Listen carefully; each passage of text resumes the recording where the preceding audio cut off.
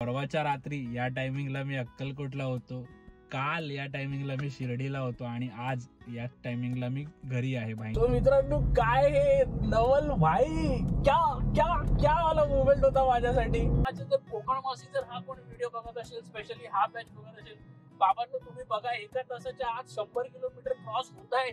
आपल्या महाराष्ट्रामध्ये एका तासाच्या आत 100 किलोमीटर क्रॉस होत आहेत. असे रस्ते आपल्या महाराष्ट्रामध्ये आहेत मित्रांनो.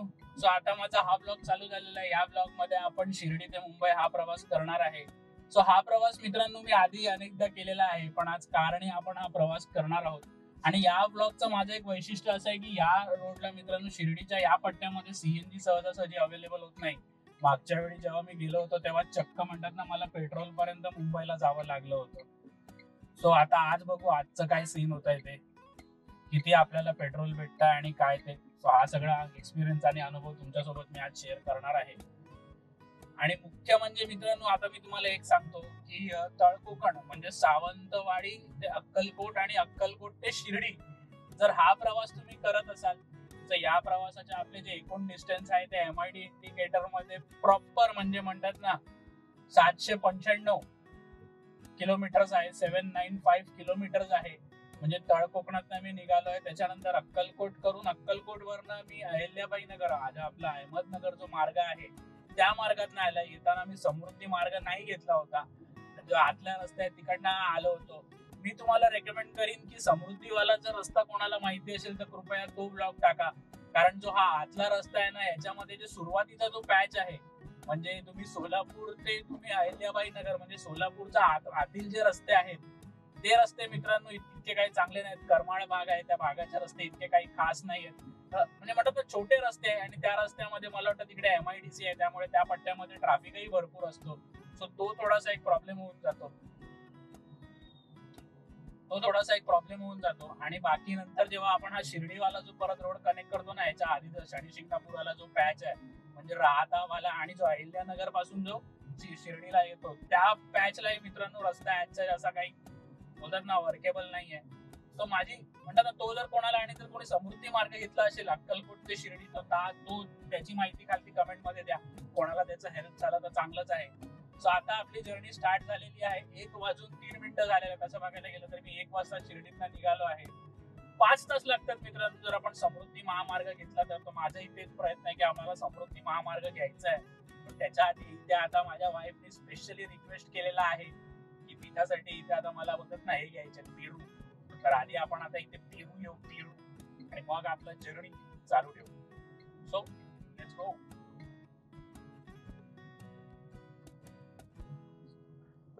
त्याचं कारण असं की शिर्डीतनं जाताना हे एकमेव CNG पंप आहे.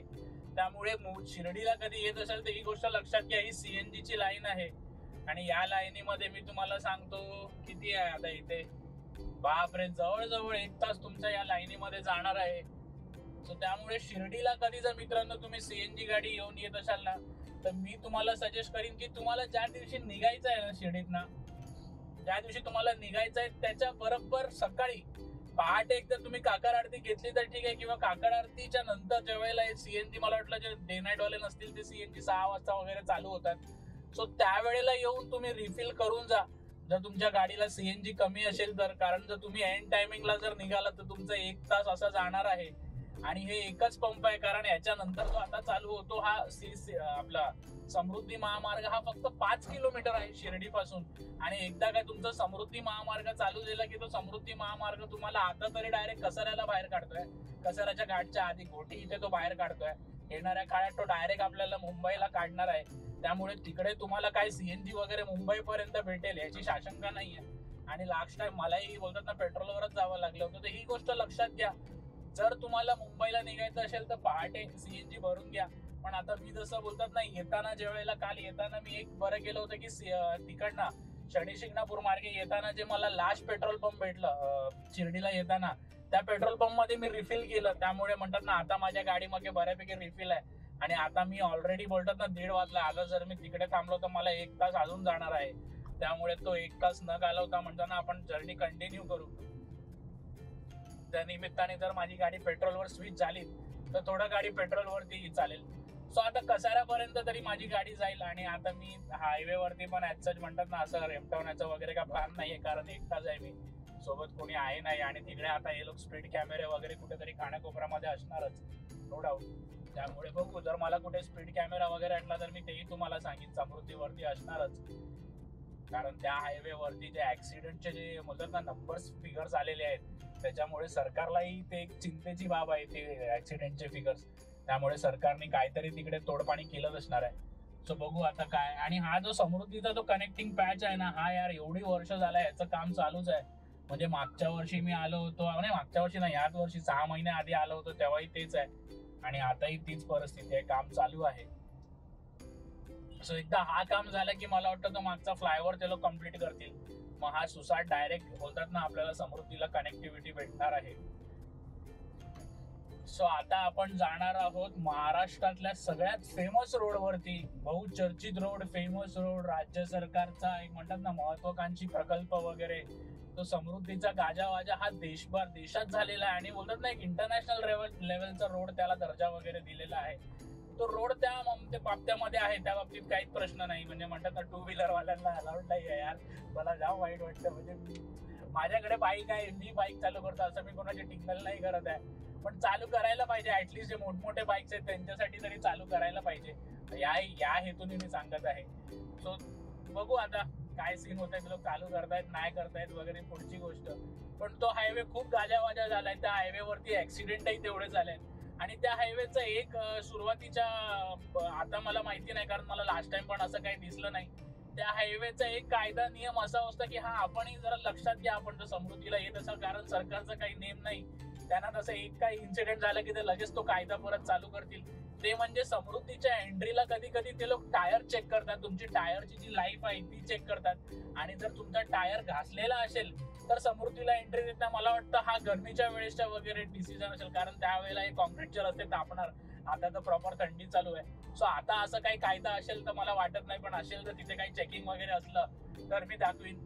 आणि समृद्धी महामार्गामध्ये मित्रांनो तुमचे सीट बेल्ट, आता माझ्या गाडीमध्ये तरी गाडीच सांगते सीट बेल्ट, पण सीट बेल्ट वगैरे या सगळ्या गोष्टी लक्ष घेऊन म्हणजे त्या, कारण तिथे पोलीस असतात. त्यासोबत मी जसं म्हटलं की ऍक्सिडेंट वगैरे त्या रोडला होत आहेत, त्यामुळे त्या रोडला सरकार बऱ्यापैकी काटेकोट प्रमाणे बोलतात ना कायद्यांचं पालन करून घेत आहे लोकांकडनं.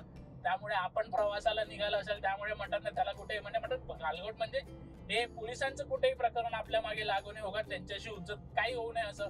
त्यामुळे समृद्धी महामार्गाला येताना थोडंफार सध्या म्हणतात ना कायद्यात चालवा, कारण तिथे जर तुमचं बिल फाटलं तर ते मोठं बिल सरकार फाडणार आहे. ठीक आहे, तर आता आपण जर्नी चालू केलेली आहे. आता एक मला वाटतं 5 मिनिटांमध्येच मी समृद्धी महामार्गावरती असेल.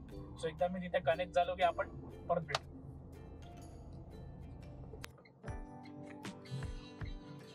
सो मित्रांनो, हा लेफ्ट साइडचा लॅम्प आहे जो आपल्याला समृद्धी महामार्गाशी आता कनेक्ट करत आहे. आणि इकडनं आपण समृद्धी महामार्गावरती आहे. तर ज्यांनी आधीचे ब्लॉग पाहिले नसतील त्यांच्यासाठी एक महत्वाची माहिती, समृद्धीचा जो टोल आहे मित्रांनो, हा आपण जेवढे किलोमीटर यूज करणार समृद्धी त्याच्यावरती आहे.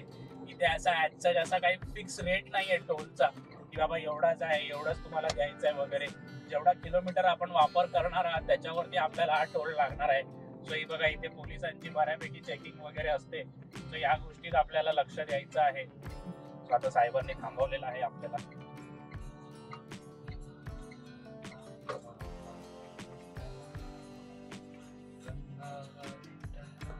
नमस्कार मित्रांनो. सो शिर्डी ते मुंबई किंवा सिन्नर पर्यंत, आता हा सिन्नर पर्यंत आता हा रोड आहे. मुंबई चालू झाला का माहिती नाही, डिसेंबरला होणार होता. सो एवढ्या पट्ट्यामध्ये मित्रांनो हा एकच म्हणतात ना रिलॅक्स स्टेशन आहे. जर तुम्हाला आपल्यासमोर फॅमिली वगैरे असेल तर हा एकच असा स्टॉप आहे जिथे तुम्हाला थांबायचं आहे किंवा जिथे तुम्ही थांबू शकता टेक्निकली. सो आता तरी तिकडे बऱ्यापैकी म्हणतात ना हॉटेल वगैरे झाले आहेत. लास्ट टाइम मी जेव्हा माझा गेलो होतो तेव्हा तिथे तर काहीच नव्हतं, पण आता बऱ्यापैकी स्टॉल वगैरे दिसत आहेत. सो दोन्ही साईडला म्हणजे मुंबईच्या दिशेने शिर्डी पर्यंत जायला किंवा शिर्डीच्या दिशेने मुंबई पर्यंत यायला दोन्हीकडे आपल्याला तीच पर्यंत एकच हॉटेल आहे. सो ही गोष्ट लक्षात घ्या. म्हणजे वॉशरूम वगैरे सगळं साफ आहे तिकडे, प्रायव्हेट आहे. रेट थोडेसे जास्त आहेत जर खाण्यापिण्याच्या बाबतीत म्हटलं तर. थोडंसं जसं आपल्याला आपलं यशवंतराव मार्ग आहे मुंबई गोवा, त्या मार्गावरती जसे आपल्याला रेट्स बघायला भेटतात तसे तिथे थोडेसे प्रीमियम रेट्स आहेत. त्यामुळे ही थोडीशी लक्ष घ्या. जर आपल्याला खायचं प्यायचं अगदीच काहीतरी असेल तर मी सजेस्ट करीन की गाडीमध्ये आपण थोडंसं रस्ता चालू व्हायच्या आधी कॅरी करा आणि मग गाडीमध्ये आपण खा. तो सिमिलरली आपल्याला रस्त्याच्या पलीकडे आता एक पेट्रोलचा बोर्ड दिसत असेल, त्या पेट्रोल पंप वरती मी थांबलो होतो, त्याचा व्हिडिओ माझ्या ब्लॉग वरती आहे. पण तिकडे आधीच खायची प्यायची वगैरे सोय होती. तिथे एक MRP रेट वाला पण स्टोर आहे, त्याचं मला माहिती आहे म्हणून मी सांगू शकतो. तिकडे एक स्टोर आहे जिकडे तुम्हाला चिप्स वगैरे जे असतात ते MRP वरती भेटतात. फक्त जे वडापाव वगैरे जे आहे त्याचे रेट थोडेसे प्रीमियम आहे, चायचे रेट थोडेसे प्रीमियम आहे. सो हे आणि ते असा एकच पंप आहे या पूर्ण रस्त्यावरती. जर तुम्हाला थांबून खायचं असेल तर ही एकच सुविधा आहे.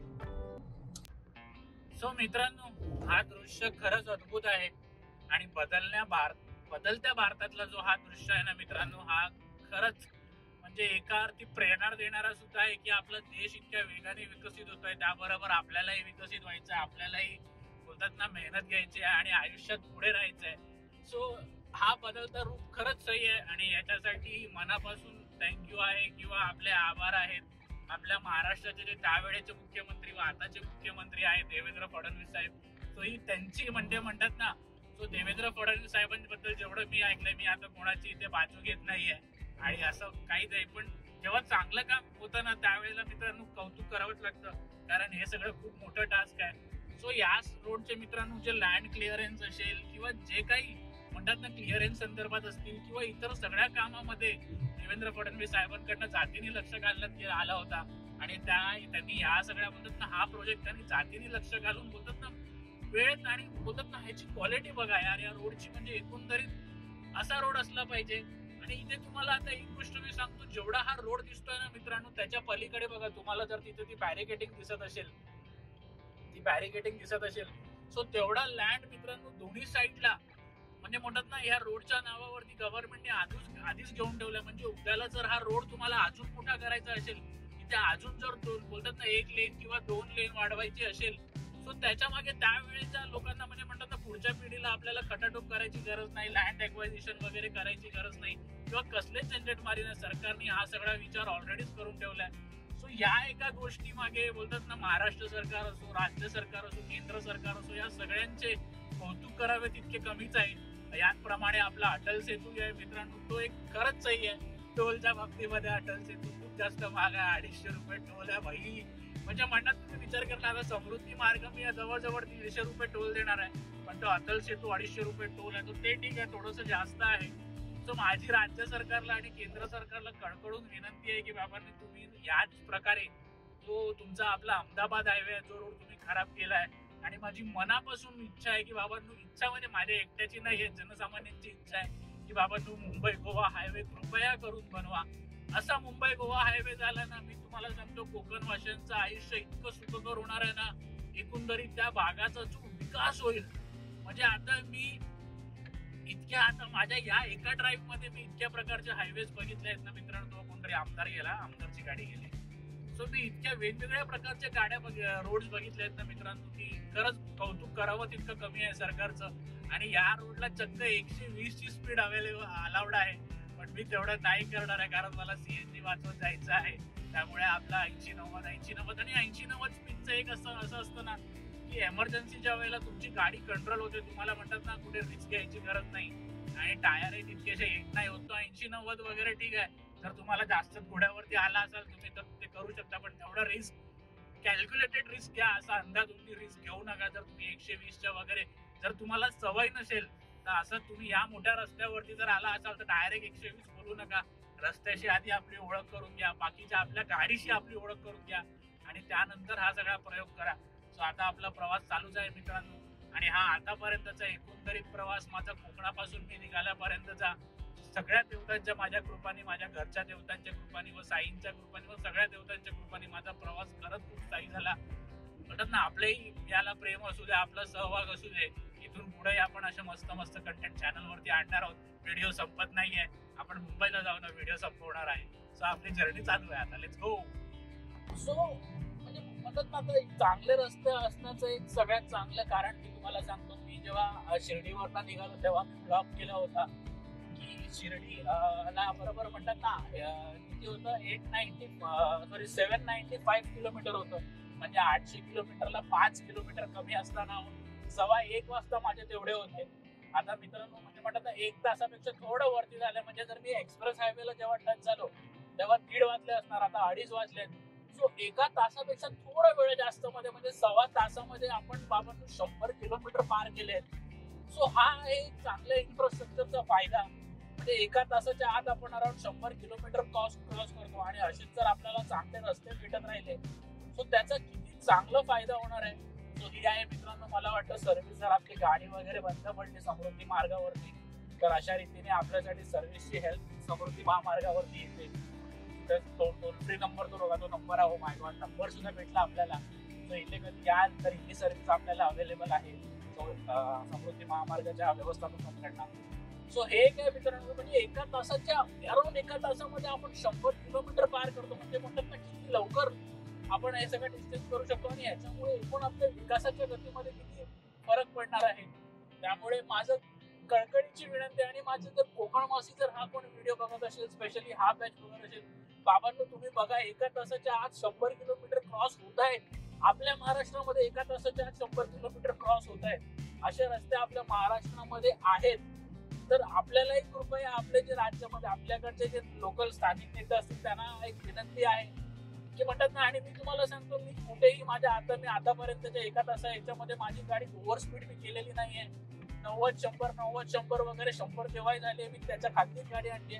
सो इतका निवांत चालत असताना मित्रांनो 1 तासामध्ये हा जर्नी कव्हर होते आणि सुखकर प्रवास आहे. काही दगदग नाही. तर क्रूज कंट्रोल असला असतो तर मस्त क्रूज ऑन करून बसलो असतो. तो कोकणवासियांना माझी विनंती आहे की बाबांनो जर असा इन्फ्रास्ट्रक्चर आपल्याला कोकणामध्ये भेटला ना तर आपल्या प्रत्येक कोकणवासियांच्या आयुष्यामध्ये म्हणतात ना एक चांगले दिवस येणार आहेत. आणि कोकणवासियांना माझी विनंती आहे की तुम्हाला या कशाक वया वगैरे वगैरे करू नका बाबा. तो पुढच्या पिढीचा प्रश्न आहे. तुम्हाला नको असेल ना पुढच्या पिढीला म्हणतात ना एक वारसा म्हणून तुमच्या पूर्वजांनी तुम्हाला सगळं दिलं पण तुम्ही तुमच्या पुढच्या पिढीला एक वारसा म्हणून ऍटलीस्ट एक चांगलं रस्ता तरी देऊया. एवढं तरी आपण करूया. कारण म्हणतात ना एक प्रगती आहे. आता पुढे तर आता एआयचं जग आहे. त्यामुळे मुंबईची कनेक्टिव्हिटी असणं किंवा या महानगरांची कनेक्टिव्हिटी असणं खरंच गरजेचं आहे. म्हणतात ना गावाकडचं आयुष्य चांगलं आहे पण म्हणतात ना कुठेतरी आपल्याला कनेक्टिव्हिटी असणं खूप गरजेचं आहे. त्यामुळे जर कोकणवासी करून माझा व्हिडिओ बघत असतील तर मुंबई महाराष्ट्रामध्ये 100 किलोमीटर पेक्षा जास्त 1 तासामध्ये कळता येतात असं रस्ता आहे. त्यामुळे आपण एक रुपयाने थोडं एकत्र येऊया आणि आपला मुंबई गोवा हायवे हा या पातळीचा बनवला.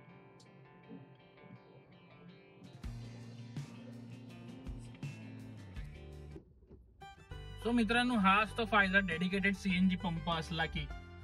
आता म्हणतात ना आपण 4:04 लाईन चालू केली होती आणि 4:10 अवघ्या 6 मिनिटांमध्ये आपण इथपर्यंत आलोय. आणि मी नक्की सांगू शकतो पुढच्या 5 मिनिटांमध्ये आपण तिथे असणार आहोत. सो सीएनजी डेडिकेटेड पंप असेल ना मित्रांनो ऑनलाईन तर त्याचा हा फायदा असतो की तिथे प्रेशर असतो ना तो बऱ्यापैकी चांगला असतो. त्यामुळे बोलतात ना रिफिलिंग फटाफट होते आणि गाड्या सडसड पुढे सरत असतात. आता इथे मी सांगितलं मी बरोबर प्रेडिक्ट केलं होतं 4 नॉझल आहेत बघा इथे 1 2 म्हणजे 4 तुमचे हे आहेत ते प्रत्येकाला 2-2 असे 8 नॉझल 4 नॉझल आहेत. म्हणजे 4 नॉझल प्रत्येकाला 2-2 या हिशोबाने 2 4 6 8 नॉझल आहेत. त्यामुळे स्पीड बऱ्यापैकी वाढते. सो हे एक बरं असतं. सो सरकार काय करणार आहे. सो असे डेडिकेटेड पीएनजी पंप असले पाहिजे मित्रांनो. सीएनजी पंप आपल्या मुंबई गोवा हायवेला आहेत. कोल्हापूरवाल्या पट्ट्यामध्ये भाई एकही महानगर सीएनजीचा मला पंप नाही दिसला यार. ना सोलापूरमध्ये मी जेवढं फिरलो तिथे कुठे नाही दिसला. अहिल्यानगर मध्ये कुठेही नाही दिसला. तर घाटामध्ये सीएनजीचे पंप आहेत पण तिथे त्याला सपाट जमीन आहे समतल आहे तिकडे सीएनजीचे डेडिकेटेड पंप नाही होते. होपफुली येणाऱ्या काळामध्ये आपल्याला तिकडे एकदा लाईन गेली की बघायला भेटेल. सो बघू आता इथे किती वेळ लागतो आपल्याला तिथपर्यंत पोहोचायला. सो मित्रांनो इकडे आपण बघू शकतो वर्चस्व कुठल्या गाड्यांचा जास्त आहे तो. सगळ्या मारुतीच्याच गाड्या आहेत. 1 2 3 4 ती एक टिगॉर आहे तिकडे 5 6 7 8 9 10 11 12 13 गाड्या आहेत आणि फक्त 2 मारुतीच्या 2 गाड्या आपल्या ह्याच्या आहेत. तो इकडे रेट पण कमीच आहे. अरे भाई सही रेट कम आहे रे. तो आता सीएनजी भरूया पटकन. सो मित्रांनो काय हे नवल भाई क्या वाला मोमेंट होता माझ्यासाठी. भेंडी 78 रुपीज सीएनजी भाई. 78 रुपीज कुठे आणि 95 रुपीज कुठे. म्हणजे भाई 6 म्हणजे काय बोलावं मला खरंच कळेल, एवढा फरक सीएनजी रेट मध्ये. म्हणजे 78 मध्ये 78 ते 95 एवढा फरक. आणि काय कडक प्रेशर. आता मी तेव्हा मगाशपासून आपण बघत होतो, मी 4:04 लाईनीत लागलो होतो. 4:19 झाले आहेत, आपण लाईन सोडून बाहेरही आलेलो आहे. सो मुंबई शिर्डी रोडला येत असाल, सो गुजरात हा पंप आहे. आणि हा जिथे डिवायडर आहे ना मित्रांनो, तिकडे हा बोर्ड लिहिलेला आहे सीएनजीचा. ठीक आहे, तर तुम्ही तो बोर्ड रेफर करू शकता. त्यामुळे तुम्हाला आतमध्ये यायचं आहे त्या बोर्डाला. आता मी मॅप प्रमाणे जर तुम्हाला सांगितलं तर हा आमने इथे आहे. ठीक आहे, आता आपण जिथे आहोत ना मित्रांनो, येणाऱ्या काळामध्ये आपला जो समृद्धी महामार्ग आहे हा इथपर्यंत येणार आहे, आमनेपर्यंत. म्हणजे इकडनं डायरेक्ट आपल्याला शिर्डीला कनेक्शन आहे.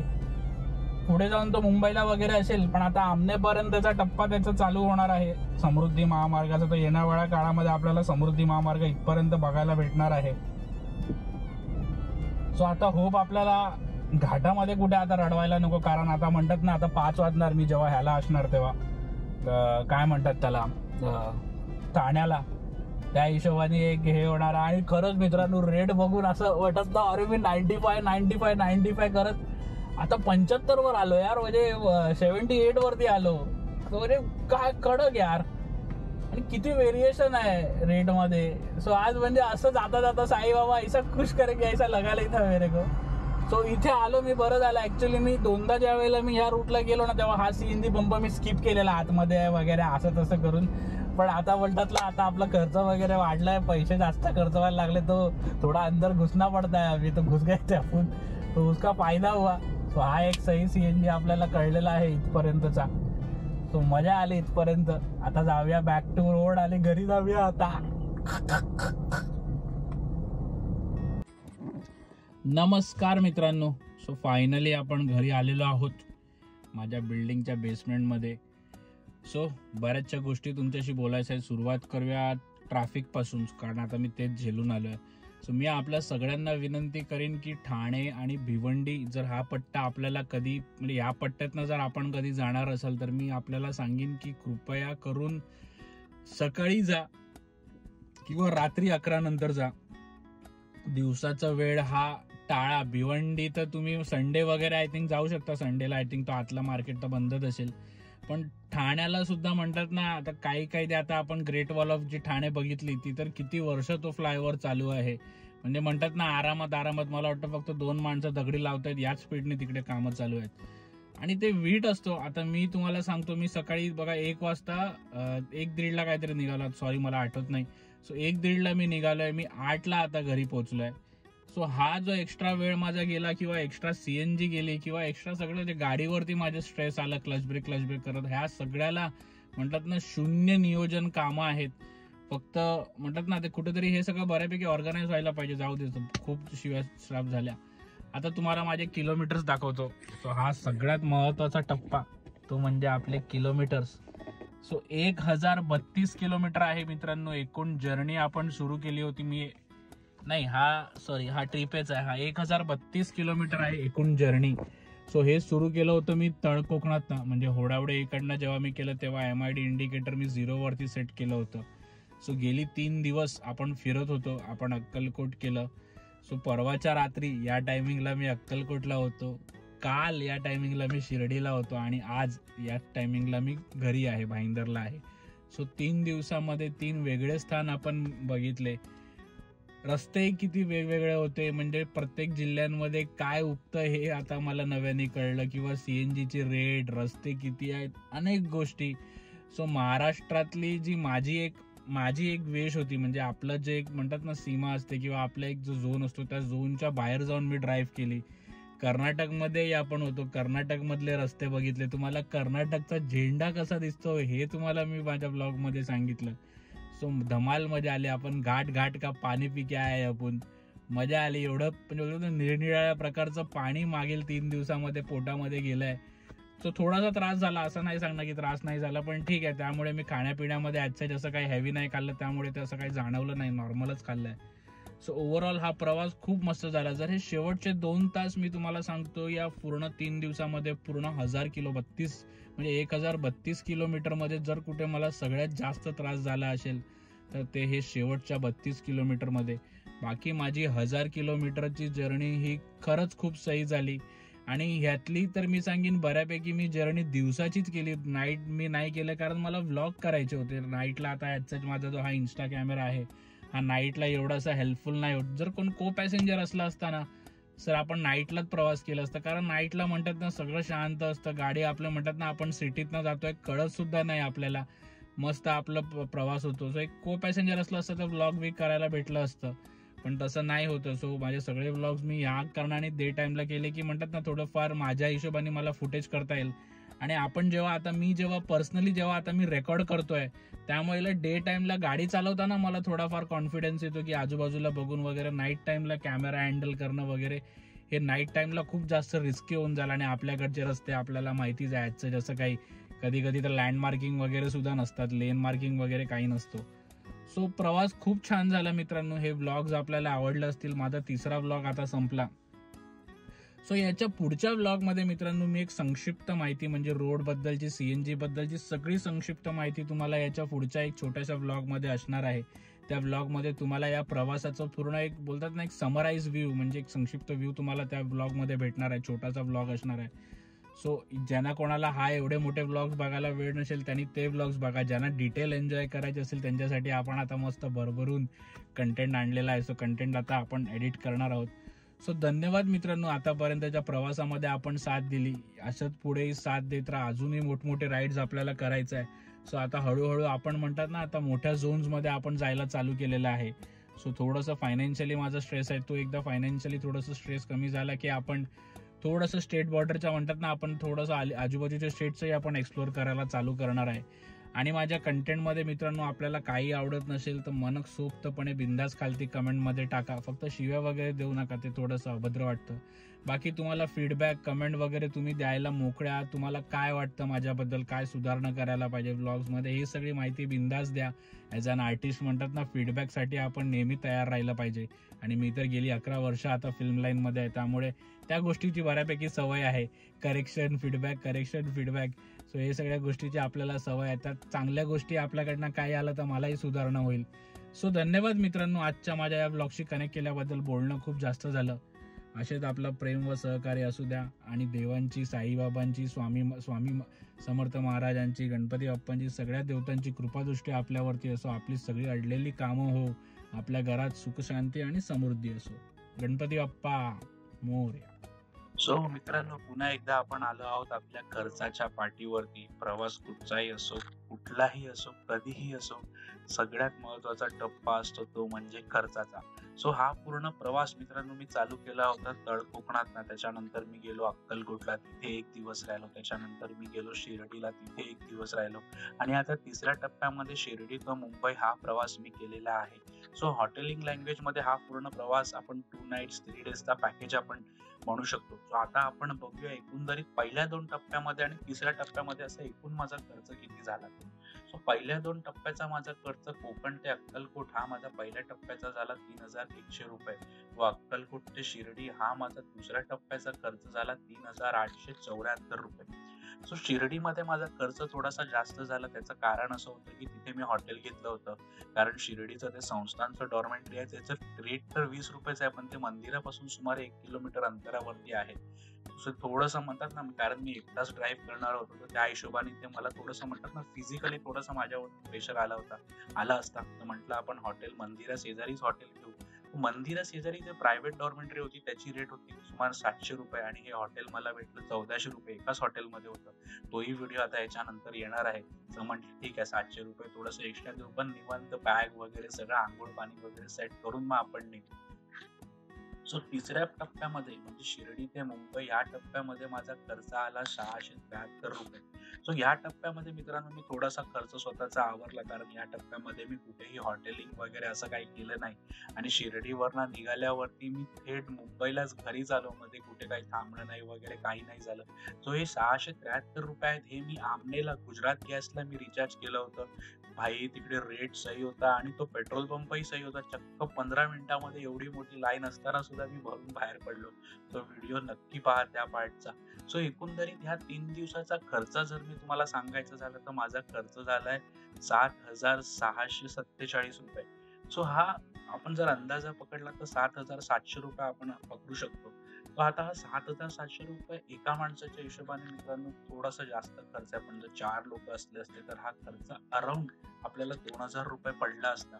सो आपल्याला काय वाटतं ₹2,000 4 लोकांसाठी वर्थ आहे आणि आपणही जर कधी कोकणात जात असाल मुंबईवरनं किंवा कोकणातनं मुंबईमध्ये येत असाल तर हा प्रवास आपण नक्की करू शकता.